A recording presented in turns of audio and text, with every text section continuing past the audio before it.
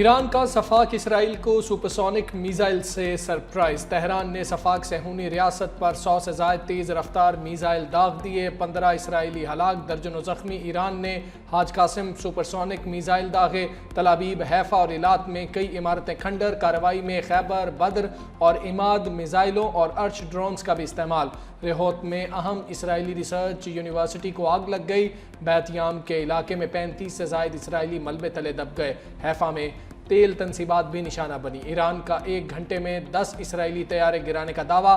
پاسداران انقلاب کا کہنا ہے اگر اسرائیل باز نہ آیا تو آئندہ اور مہلک حملے کیے جائیں گے۔ اسرائیلی جنگی کابینہ نے ملک بھر میں ہائی الرٹ جاری کر دیا۔ سرکش اسرائیل کے ایران پر مسلسل میزائل حملے، تہران، تبریز اور بندر عباس سمیت کئی شہروں کو نشانہ بنایا۔ ایرانی شاہراہ نے آئل ڈیپو پر حملہ کیا، قدرتی گیس کی 2 تنصیبات کو بھی نشانہ بنایا۔ مشرقی تہران میں ایک بار پھر حملے، تہران میں پولیس ہیڈ کوارٹرز پر بھی حملہ، کئی اہلکار زخمی۔ حملوں میں 14 جوہری سائنسدان، 138 ایرانی شہری شہید۔ ایران کا فوری جواب، مزید میزائل اسرائیل پر داغ دیے۔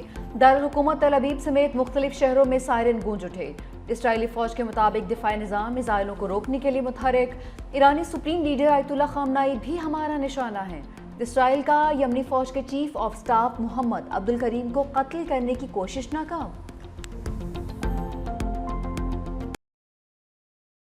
غزہ کو کھنڈر بنانے والا اسرائیل خود کھنڈر بن گیا۔ نیتن یاہو کا ایران کے ہاتھوں تباہ شدہ علاقوں کا دورہ، اسرائیلی وزیر اعظم کی ایران کو دھمکیاں، کہا اسرائیلیوں کو ہلاک کرنے کی بھاری قیمت چکانا ہوگی۔ ایران جوہری قوت بن گیا تو پھر ہمیں کتنا نقصان پہنچائے گا۔ تہران اسرائیل کے وجود کے لیے خطرہ بن چکا۔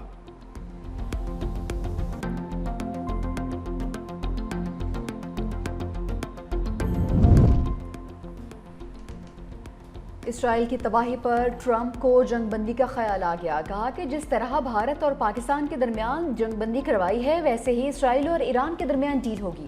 تجارت پر پاکستان اور بھارت کے بہترین رہنماؤں سے جنگ رکوانے کا فیصلہ کروایا۔ اپنی پہلی مدت کے دوران سربیا اور کوسوو کو جنگ سے روکا۔ میں بہت کچھ کرتا ہوں لیکن کریڈٹ نہیں ملتا۔ مشرق وسطیٰ میں جلد امن ہوگا، ہم اسے عظیم بنائیں گے۔ امریکی صدر ٹرمپ کی جنگ پر وضاحتیں، کہا ایران پر حملے سے کوئی تعلق نہیں۔ نیتن یاہو کی جنگ میں شامل ہونے کی درخواست مسترد کر دی، کہا ایران نے اگر ہم پر حملہ کیا تو پوری طاقت کے ساتھ جواب دیں گے۔ امریکی مسلح افواج اس سطح کا حملہ کرے گی جو پہلے کبھی نہیں دیکھا گیا۔ سنگین ترین غلطی پر اسرائیلی حکومت بچ نہیں پائے گی۔ ایرانی سپریم لیڈر آیت اللہ خامنائی کا 2 ٹوک اعلان، کہا خبیثوں کو کرارا جواب دیا جائے گا۔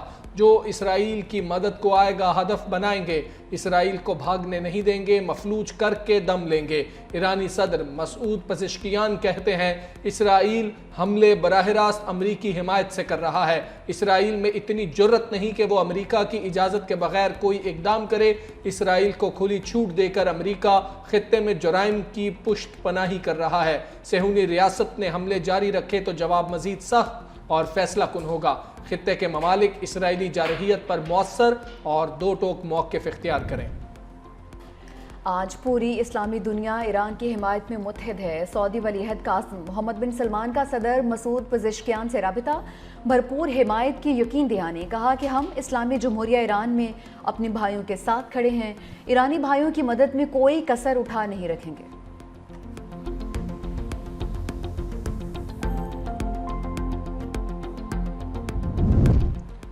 ایران کا اسرائیل پر فیصلہ کن حملے کرنے کا اعلان۔ ایرانی آرمی چیف کا کہنا ہے کہ ایرانی فوج پوری سنجیدگی اور تیاری کے ساتھ اگلا قدم اٹھائے گی۔ اسرائیل کے خلاف جوابی وار اب فیصلہ کن ہوں گے۔ ایران میں اسرائیلی ایجنٹوں کے گرد گھیرا تنگ۔ ایرانی میڈیا کے مطابق ایران نے بدنام زمانہ اسرائیلی خفیہ ایجنسی موساد کے 2 ایجنٹ گرفتار کر لیے۔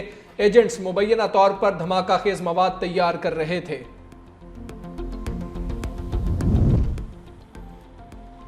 چینی وزیر خارجہ وانگ ای کا ایرانی ہم منصب عباس عراقچی سے ٹیلی فونک رابطہ۔ چینی وزیر خارجہ نے کہا کہ ایٹمی تنصیبات پر حملے کر کے اسرائیل خطرناک روایت قائم کر رہا ہے۔ خود مختاری اور علاقائی سالمیت کے دفاع میں چین ایران کے ساتھ ہے۔ ایران کی جانب سے بین الاقوامی قوانین کی خلاف ورزی کی گئی ہے۔ طاقت کے استعمال سے کبھی بھی پائیدار امن قائم نہیں ہو سکتا۔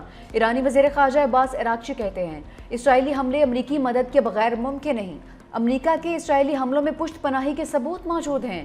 اسرائیل نے ایٹمی تنصیبات پر حملہ کر کے ریڈ لائن عبور کی ہے۔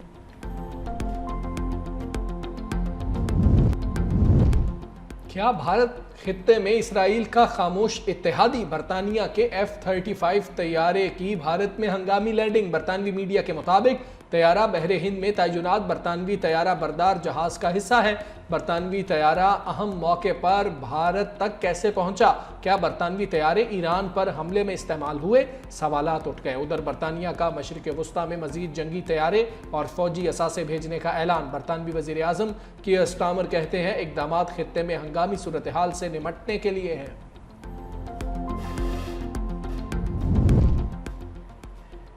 ایرانی بحریہ کی خلیج فارس میں بڑی کامیابی، برطانوی بحریہ کے ڈیزاسٹر کو داخلے سے روک دیا۔ ایرانی بحریہ کے ڈرونز کی برطانوی جنگی بحری جہاز کے قریب پروازیں، برطانوی بیڑے کو خلیج فارس میں داخلے سے روکنے کے لیے وارننگ۔ ایرانی فوج کا کہنا ہے برٹش نیوی کے جہاز کو بحر ہند میں داخلے کے وقت سے ہی مانیٹر کر رہی تھی۔ برطانیہ کا اپنے شہریوں کو اسرائیل نہ جانے کا مشورہ، کہا اسرائیل کا سفر ہر صورت کرنے سے گریز کریں۔ جرمنی، فرانس اور برطانیہ کے ایران کو فوری مذاکرات کی پیشکش۔ جرمن وزیر خارجہ نے کہا کہ ہم امید کرتے ہیں ابھی بھی کشیدگی کم کرنے کے موقع موجود ہیں۔ جرمنی، فرانس اور برطانیہ ایران کے ساتھ فوری طور پر جوہری پروگرام پر مذاکرات کے لیے تیار ہیں۔ انہوں نے کہا تنازع کو ختم کرنے کی بنیادی شرط یہ ہے ایران اسرائیل یا یورپ کے لیے کوئی خطرہ نہ بنے۔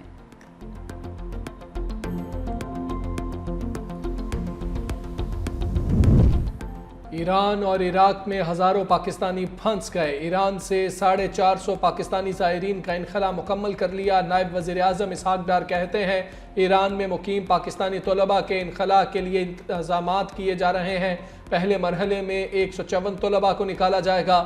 ایران میں پاکستانی سفارت خانہ عراق میں پھنسے زائرین سے بھی مسلسل رابطے میں ہے۔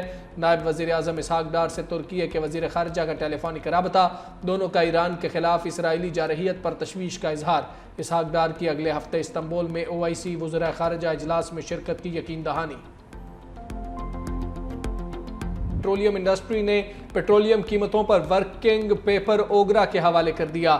آئندہ 15 روز کے لیے پیٹرول کی قیمت میں ₹1.12 اضافہ تجویز، ڈیزل کی قیمت میں ₹5.27 کا اضافہ متوقع، مٹی کے تیل کی قیمت میں ₹4.16 اضافہ کرنے کی تجویز۔ حتمی فیصلہ وزارت خزانہ وزیر اعظم کی ہدایت پر کرے گی۔ بلوچستان کے علاقے سوئی میں دستی بم حملہ، 2 پولیس اہلکار شہید، 1 زخمی۔ توتا کالونی میں نامعلوم افراد نے گشت پر مامور پولیس موبائل پر دستی بم پھینکا۔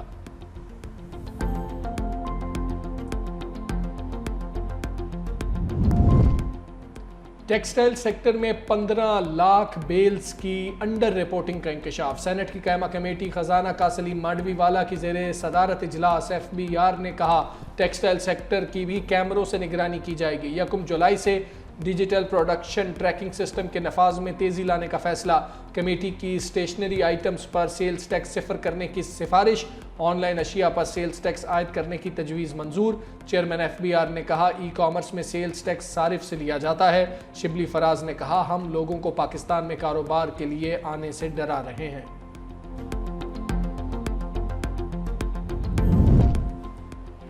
حکومت کی اقتصادی سروے 2024-25 میں اہم تبدیلیاں، مختلف شعبوں کو دی ٹیکس چھوٹ کے حجم میں نمایاں کمی۔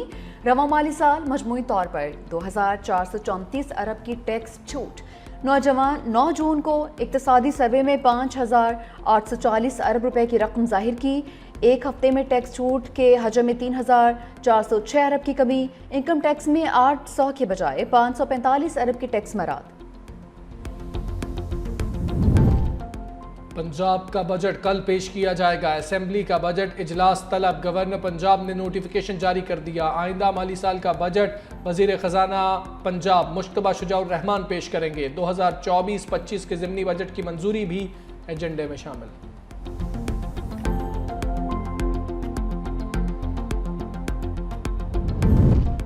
تحریک انصاف کا ملکی معیشت پر وائٹ پیپر جاری کرنے کا اعلان۔ PTI پنجاب کی چیف آرگنائزر عالیہ حمزہ کہتی ہیں فارم 47 کی حکومت نے مشکل حالات پیدا کیے۔ بجٹ کے تمام اعداد و شمار جعلی حکومت کی طرح بوگس ہیں۔ چوری سے آنے والے اب ہیرا پھیری کر رہے ہیں۔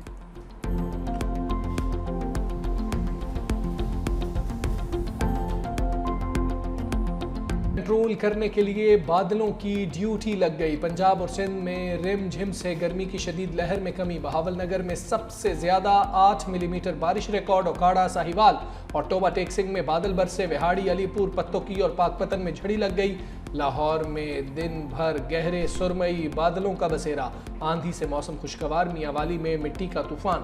دن میں رات کا منظر۔ تھر پار کر، نواب شاہ، گھوٹکی اور نوشہر و فیروز میں بارش۔ پنجاب، خیبر پختونخوا، سندھ اور بلوچستان میں کل بھی بارش متوقع۔ کراچی میں تیز ہواؤں کے ساتھ ہلکی بارش۔ سندھ اور بلوچستان کے بعض علاقوں میں گرمی برقرار۔ نورپور، تھل اور تربت میں درجہ حرارت 48 ریکارڈ۔ جہلم اور بھکر میں 46، جوہر آباد اور جیکب آباد میں 45 ڈگری سینٹی گریڈ رہا۔